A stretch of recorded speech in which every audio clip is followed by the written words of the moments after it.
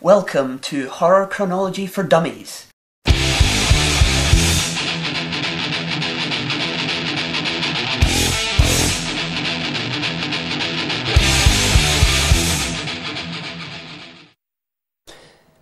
Good evening, I'm Nick Thompson, master of all things frightening.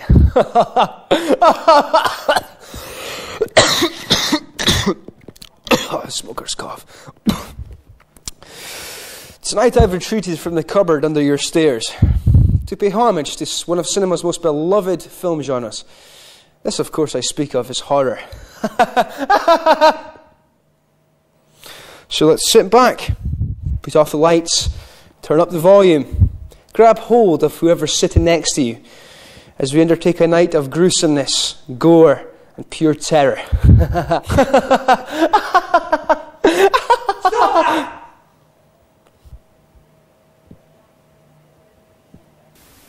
I've always wanted to fight the Stay Puft Marshmallow Man in a game. Oh, fuck. Yeah, what's this? Films like, there's a film like with a giant ant attacking people because it's been attacked by radiation. Such stars as Bela Lugosi and Boris Karloff really built their careers in the horror genre. Where you had the classical monsters like werewolves, vampires, and that's where horror movies really took off and began to become a thing. Roger Ebert called it a great barf bag movie. The crippled man getting killed, in the wheelchair. All these fucking special editions of films coming with shit that I'm never even gonna need. Look at this. Still wanted to create more. So basically things became a lot more violent. Why is there a bra in here? Oh my god!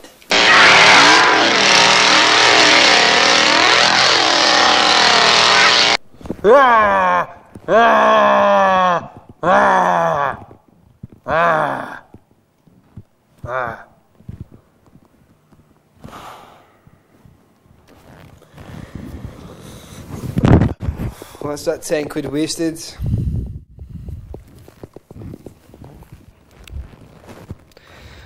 Then it was the 30s and 40s, an era when monsters roamed the screens. Fog had a tendency just to appear out of nowhere. Grown men were on stages wearing makeup just slightly more convincing than this mask. The good old days.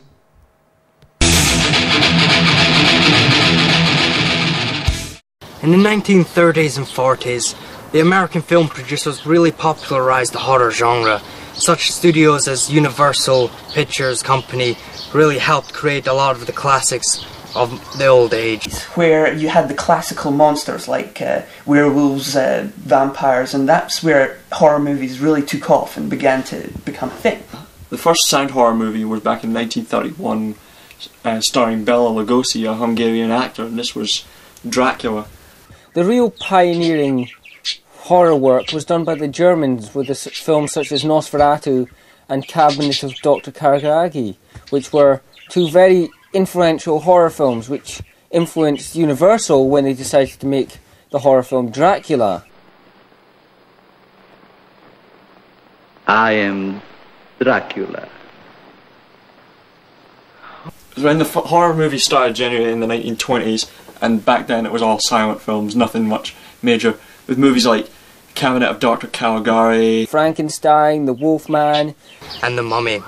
Nosferatu, which is probably the most well-known one, being that, if anything, that was the first ever Dracula film, but they couldn't get the rights from Bram Stoker's widow, so they changed the character's name. Listen to them. Children of the night. What music they make.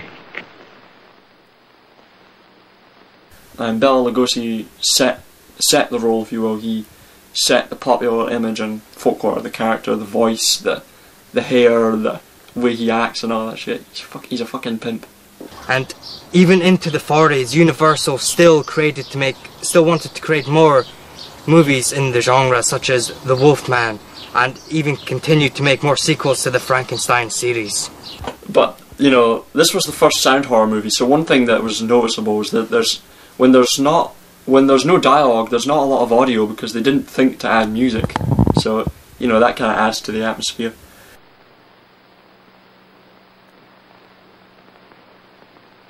movies started to get pretty cheesy with movies like where they put characters together on a battle to the death, like Frankenstein versus the Wolfman, or Dracula and Frankenstein and all that shit, or Abbott and Costello meet Frankenstein and all that crap.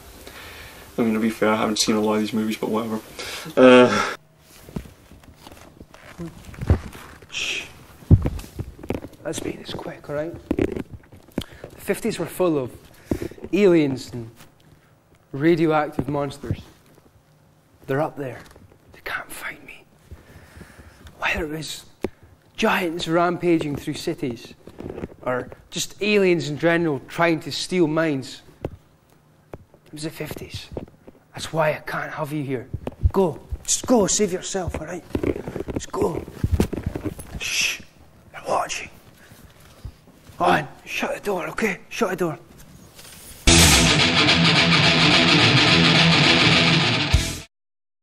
With the 50s, we got more into space age things, with the fears of atomic war coming into it, with a lot of films. Like there's a film like with a giant ant attacking people because it's been attacked by radiation. It was very much hyping up the Cold War horror. It was the atomic age where everybody was kind of fearful about nuclear war and holocausts, and the horror producers started coming up with radioactive monsters. Famous among them is Godzilla, the giant radioactive lizard, which I kind of find quite amusing. And one film that stood out for me personally was Godzilla, because Godzilla himself was a symbol of the horrors of nuclear warfare from a country that experienced it, well, firsthand, from the Americans. Damn them.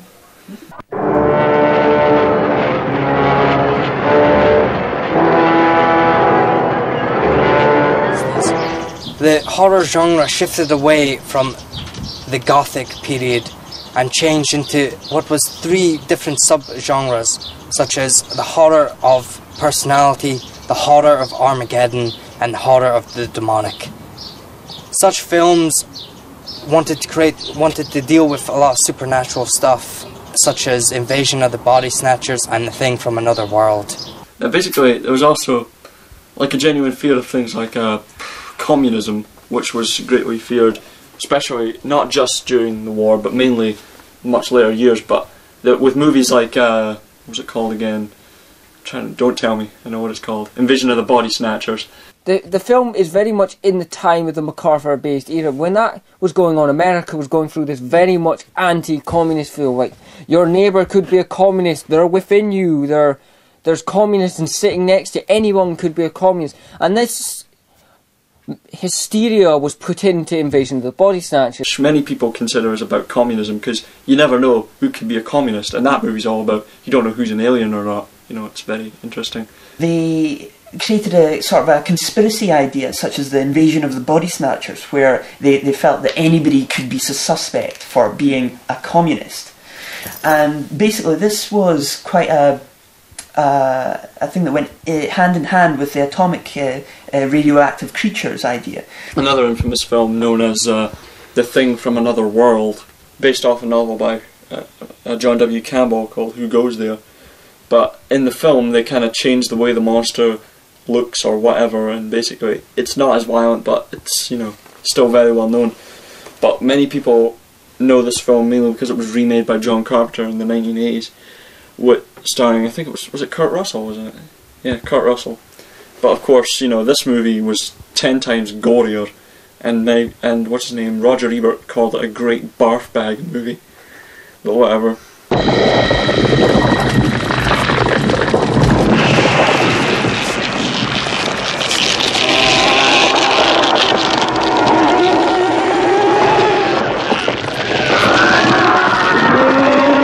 Basically, it was well known for its great look of the monster, because you never actually see the monster. You don't know what the monster looks like. It basically, like, people become the thing, or think creatures, animals and all that, they become the thing, and the thing becomes all sorts of shapes and sizes, and it's pretty gross, I'm not gonna lie. It's very insidious. Very insidious. Thank you very much, Ben Villiam. It isn't Bennick!